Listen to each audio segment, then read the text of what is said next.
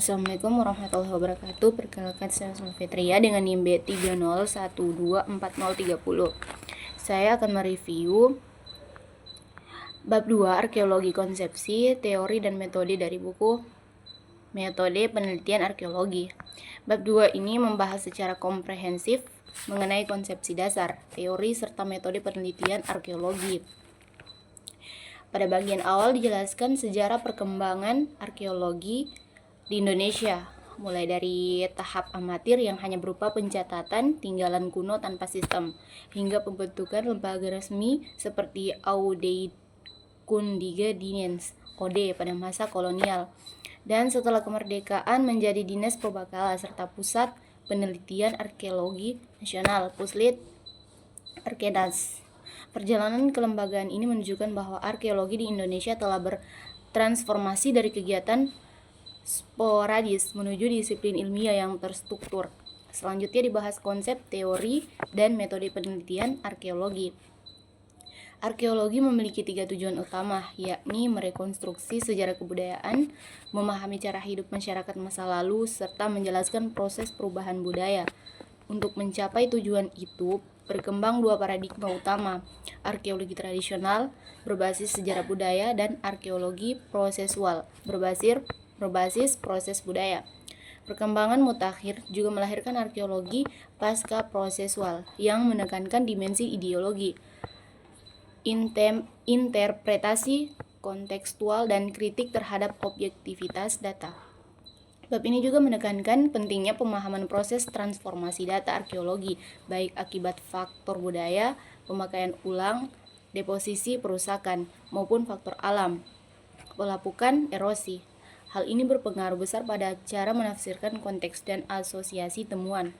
Penelitian arkeologi sendiri dapat dilakukan pada tingkat eksplorasi, deskripsi, dan eksplanasi, dengan pendekatan induktif maupun deduktif, yang idealnya dikombinasikan dalam model hipotetiko-deduktif.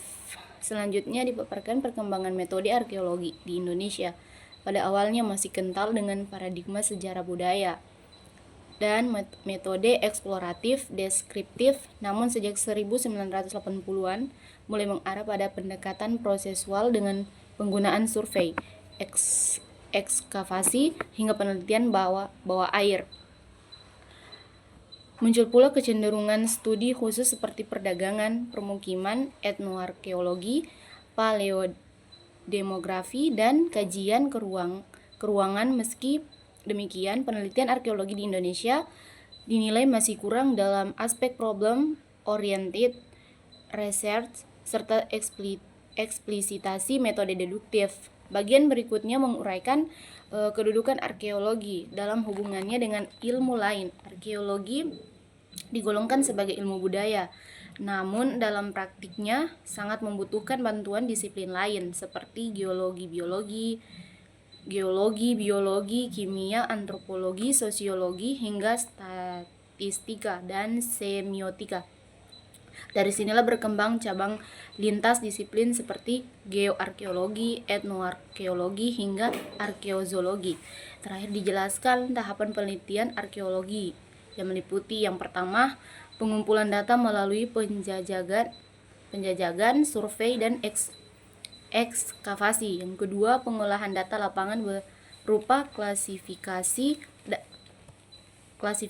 awal dan lanjutan berdasarkan bentuk, gaya, dan teknologi. Yang ketiga, analisis dan rekonstruksi kebudayaan yang mencakup teknofak, sosiofak, dan idiofak. Yang keempat, pelaporan dan publikasi sebagai pertanggungjawaban akademis sekaligus sosialisasi kepada masyarakat.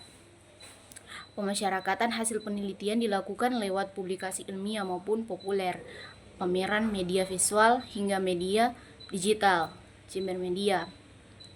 Kesimpulan yang bisa diambil dari bab ini yaitu menegaskan bahwa arkeologi bukan hanya pencarian benda kuno, melainkan suatu disiplin ilmiah dengan kerangka teori, metode, dan teknik yang berkembang dinamis. Arkeologi di Indonesia terus bergerak dari tradisi deskriptif menuju penelitian multidisiplin yang lebih analitis, dan problematis. Tantangan ke depan adalah memperkuat metodologi, memperjelas penerapan deduksi dalam penelitian, serta meningkatkan pemasyarakatan hasil riset agar lebih bermanfaat bagi ilmu, pengetahuan, dan masyarakat luas. Sekian dari review saya. Terima kasih. Wassalamualaikum warahmatullahi wabarakatuh.